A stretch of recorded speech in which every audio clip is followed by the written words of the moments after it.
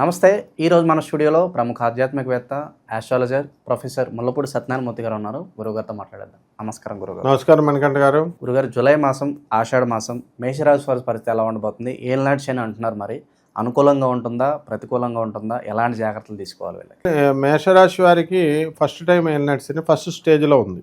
రావడమే మనకి కొంతమందికి మేలులు చేస్తుంది, కొంతమందికి హాని కూడా చేస్తుంది. అది వ్యక్తిగత జాతకాన్ని బట్టి మనం చూడాల్సినటువంటి అవసరం ఉంది. ఇక ఈ యొక్క మేషరాశి వారికి అందరికీ కూడా ఏలినాటి శని ప్రభావం వలన ఉద్యోగాల్లో రాబడి ఎంత ఉన్నప్పటికీ కూడా, పెళ్ళిళ్ళైనా అన్ని రకాల లాభాలు వసతులు ఉన్నప్పటికీ కూడా మనసంతా కూడా కాస్త నిర్వీర్యంగా నీరసంగా ఉండడం అనేటటువంటిది జరుగుతుంది. ఇకపోతే ఈ మేషరాశి వారికి వృత్తి వ్యాపార ఉద్యోగ విషయాల్లో అద్భుతమైన సంపాదన, డబ్బులు బాగానే వస్తాయి. ఉద్యోగాలు కూడా లేనటువంటి వాళ్ళకి కొత్త ఉద్యోగాలు రావడానికి అవకాశాలు ఉన్నాయి. ఇకపోతే ఈ రాశి వారికి ఖర్చులు అధికంగా ఉంటాయి. గురుడు మరి మిథున రాశిలో ఉండి వ్యతిరేక స్థితిలో ఉన్నాడు కాబట్టి ఉపాధ్యాయుల్ని, వాళ్ళ గురువుల్ని వీళ్ళని నిందించడము, లేదా వాళ్ళ యొక్క అనుగ్రహానికి పాత్రలు కాకుండా ఉండడం వల్ల వీళ్ళకి కొన్ని శాపాలు తగ్గడానికి అవకాశాలు ఉంటాయి. చిన్నప్పుడు మాస్టర్లను తిట్టిన, జ్యోతిష్కులకి గురువులకి కామెంట్స్, బ్యాడ్ కామెంట్స్, మంచిగా చెప్తున్న వాళ్ళకి కూడా నిరుత్సాహపరుస్తూ వాళ్ళు పెట్టిన అటువంటి వాళ్ళకి ఈ యొక్క గురుగ్రహ దోషం తగిలి భార్యలు వదిలేస్తారు వీళ్ళని. అసలే పాపం చాలామంది ఈ యొక్క దోషాలలో చెప్పేటటువంటి వాళ్ళకే పాపం భార్య ప్రాబ్లమ్స్, పిల్లల ప్రాబ్లమ్స్ ఇలా ఉంటాయి. అది కర్మ అన్నమాట. చెప్పేటటువంటి జ్యోతిష్కులకే ఉంటారు. మరి వాళ్ళ గురుస్థానంలో ఆధ్యాత్మికవేత్తలు కానీ వీళ్ళకి అన్నప్పుడు వాళ్ళని సద్విమర్శ అయితే పర్వాలేదు, సద్విమర్శ కాకుండా సరదాగా చేస్తేనే ఇలాంటి గురుదోషాలు వస్తాయి. అలాగే పితృదోషాలు కూడా వీళ్ళకి తగలడానికి అవకాశాలు ఉన్నాయి. ఇప్పుడు ప్రజెంట్ ఈ యొక్క రవిగ్రహము వృషభ రాశిలోకి వస్తున్నాడు. ఆ తర్వాత దీనివల్ల ఏం జరుగుతుందంటే, ఈ యొక్క ఆల్రెడీ ఉన్నాడు ఇప్పుడు జూలై 14 వరకు ఉండి, ఆ తర్వాత నుంచి మిథున రాశి సంచారం ఇలా ఉంటాయన్నమాట కొన్ని లెక్కలు. దానికి వల్ల వీరికి తల్లిదండ్రులకి వీళ్ళు మాట ఎదిరించినా, తల్లిని తిట్టినా, తల్లిని కొట్టేవాళ్ళు కూడా ఉన్నారు. కొంతమంది తండ్రిని కొట్టేవాళ్ళు ఉన్నారు. ఆస్తుల కోసం ఇచ్చేనే అనేసి తల్లిదండ్రులను వదిలిపడేసేయాలా. అటువంటి వాళ్ళకి పితృమాతృ రుణాల వల్ల వీళ్ళు ఎదగడం అనేటటువంటిది, డెవలప్మెంట్ అనేటటువంటిది ఉండదు. కాబట్టి వీరు సారాయి వ్యాపారం చేస్తే బాగుంటుంది.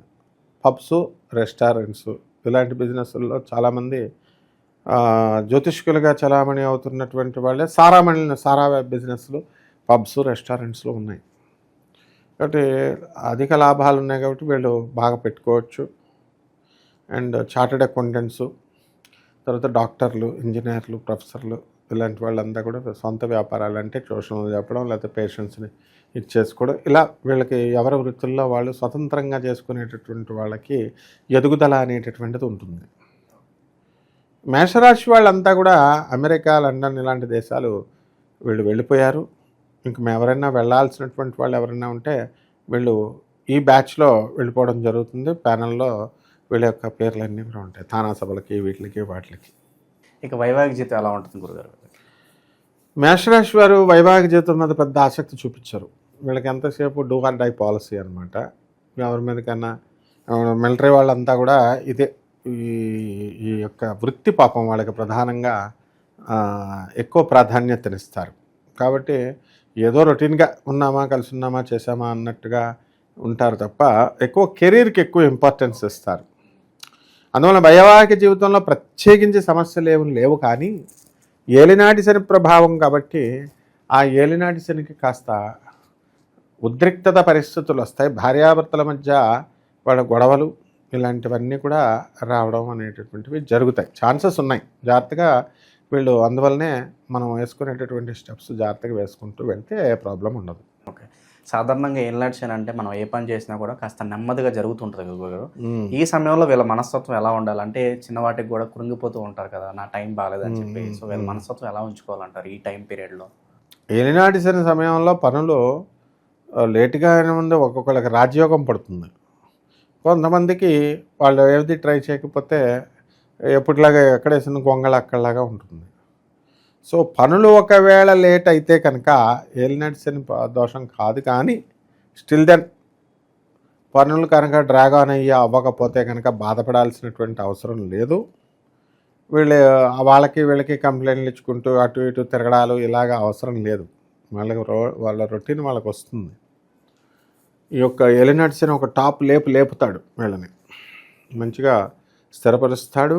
ఇటువంటి సమయంలోనే ఎవరు మనవాళ్ళు, ఎవరు స్వార్థపరులు, ఎవరు బంధువులు జీవిత పాఠాలు అయితే నేర్చుకుంటారు. ఆ యాక్సిడెంట్లు కూడా చాలామందికి అవుతాయి మేషరాశి వాళ్ళకి.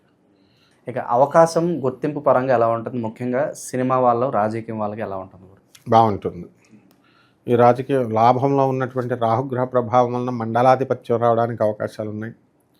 ఈ రాజకీయ నాయకులు కూడా మంచిగా డెవలప్మెంట్ అనేటటువంటిది ఉంటుంది. శుక్రుడు కూడా స్వక్షేత్రగతుడై ఉన్నాడు. ఆ తర్వాత మనకి మిథున రాశి సంచారము ఇవన్నీ కూడా శుభశకురాలు మనకు చూపిస్తున్నాయి. అందువలన సినీ సంగీత సాహిత్య రంగాలలో ఉన్నటువంటి వాళ్ళందరికీ కూడా గుర్తింపు రావడం అనేటటువంటిది జరుగుతుంది. ఇక లేడీ డామినేషన్ ఎక్కువ ఉంటుంది సినిమాల్లో. హీరో యొక్క పాత్ర తగ్గి హీరోయిన్ పాత్రలు ఎక్కువగా ఉండేటటువంటి సినిమాలలో వీళ్ళందరూ కూడా ఈ మేషరాశి వాళ్ళు యాక్టింగ్ చేయడం అనేటటువంటిది జరుగుతుంది. కాబట్టి కళామ తల్లికి ముద్దుబిడ్డగా వీళ్ళు మంచి ఎదుగుదల అనేటటువంటి మంచి నేము ఫేము వీళ్ళకి తెచ్చి పెడతాయి. కాబట్టి ఈ యొక్క ప్రేక్షకులను తిట్టుకోకుండా జాగ్రత్తగా వీళ్ళు చేసినట్లయితే మనకి అద్భుతాలు జరగడం అనేటటువంటిది జరుగుతాయి. ఏదో తమాషా కోసం రామ్ గోపాల్ వర్మనో లేకపోతే మరొకళ్ళనో అలా పెట్టి దాన్ని చీప్ చేసుకోకూడదు. ఈ సినిమా రంగం అనేటటువంటిది చాలా పరమ పవిత్రమైనటువంటి రంగం. అలాంటి రాళ్ళలో వీళ్ళకి లేడీలకి మంచి డామినేషను మంచి పవర్ రావడం జరుగుతుంది. సో మరి ఏలినాటి శనిలో ఉన్నారు కాబట్టి శనికి సంబంధించి ఎలాంటి పరిహారాలు వీళ్ళు చేసుకుంటే బాగుంటుంది గురుగారు? ఏలినాటి శనికి ఎప్పుడు కూడా శని జపం చేసుకోవాలి, శని స్తోత్రాలు చదువుకోవాలా. శనికి కిలోంపావు నల్ల నువ్వుల్ని నల్లని వస్త్రాన్ని పేద బ్రాహ్మణులకి శనివారం నాడు ఉదయం 8 గంటలకు దానం చేసుకోవాలా. దశ మహావిద్యల్లో ఒకటైనటువంటి మహాకాళి అమ్మవారి యొక్క పూజలు, ఆ మంత్రాలు తంత్రాలు చేసుకోవడం ద్వారా అద్భుతంగా కలిసి వస్తుంది.